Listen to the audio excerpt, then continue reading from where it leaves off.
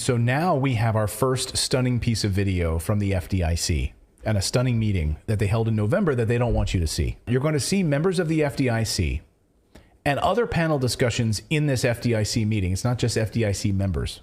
It's lawyers, it's bankers, but they're all around a table admitting that a crash is coming. This is amazing. Watch.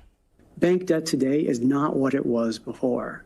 It is not principal protected by design. And I think that expectation, I like how you started off, Betsy, like it's all about expectation setting. And I think that is absolutely critical. If that doesn't hold, this whole thing doesn't hold. I mean, it's important that people understand they can be bailed in, but you don't want a huge run on the institution. But they're going to be. Oh my God, they might panic and they might actually want their own money that they worked 40 years of their lives for. And they're also saying publicly in this meeting, and they all kind of laugh about it, that they don't have any faith in the banks. I think you've got to think of the unintended consequences of taking a public that has more full faith and confidence in the banking system than maybe people in this room do. So we don't have faith in the banking system in here, and they all laugh. They're like, yeah, none of us do. We're the FDIC. Listen, though, to the next guy. I completely agree with that. I almost think you'd scare the public if you put this out. Like, why are they telling me this? You can't tell the little people what's really going on here. It will just scare them, and their little brains can't handle it. Like, my insurance company doesn't tell me what they're doing with my assets. They just assume they're going to pay my claim.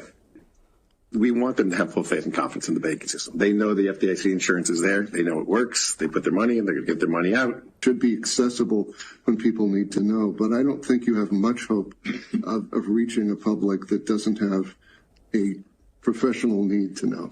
They also admit on camera that they don't want you to know this because only people who need to know that it's coming should be notified, i.e. the wealthy. So there's a select crowd of people that are in the institutional side. And if they want to understand this, they're going to find a way to understand this. There's a bunch of law firms represented in this room. There's a bunch of people that charge them by the hour a lot of money to explain this all to them. You common people shouldn't be told because you would take your money out of the banks and then they wouldn't be able to use your money for bail-in purposes to save the banks. When the collapse comes, the FDIC admits that they will send out an announcement. So get ready for this. They admit they will send out an announcement and they will tell us not to use money. This is how that's going to go down. They tell us that they plan on telling us on a Friday night. So that if and when we do have to have that announcement on Friday night, ideally Friday night, that people are in a position to receive it, understand it, and say, yeah, that works. And we can see how this will happen. Of course, there will be doubters, but there's a lot of things going on. What we want to hear from you today is what you think the priorities would be in order to go about setting expectations appropriately in public about how we would execute Title II. They're admitting like this is coming. And they're saying that they managed to pull their money to safety. The rich people will pull their money to safety ahead of time. But most people were totally screwed because they weren't in the know. This is what happened in 2020. They weren't Bill Gates. They didn't get the heads up, the phone call from Nancy Pelosi. And they all have huge staffs. But I would be careful about the unintended consequences of starting to blast too much of this out in the general public. The idea that these people are sitting there waiting for these things to unfold and they're going to see that the rich people will be fine.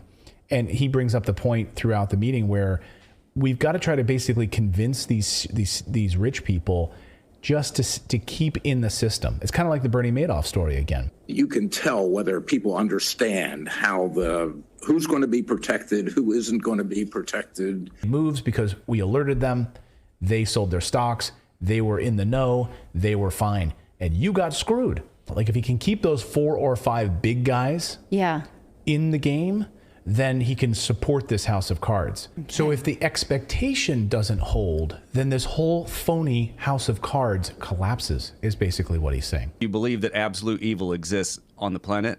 You were just looking at a meeting of it.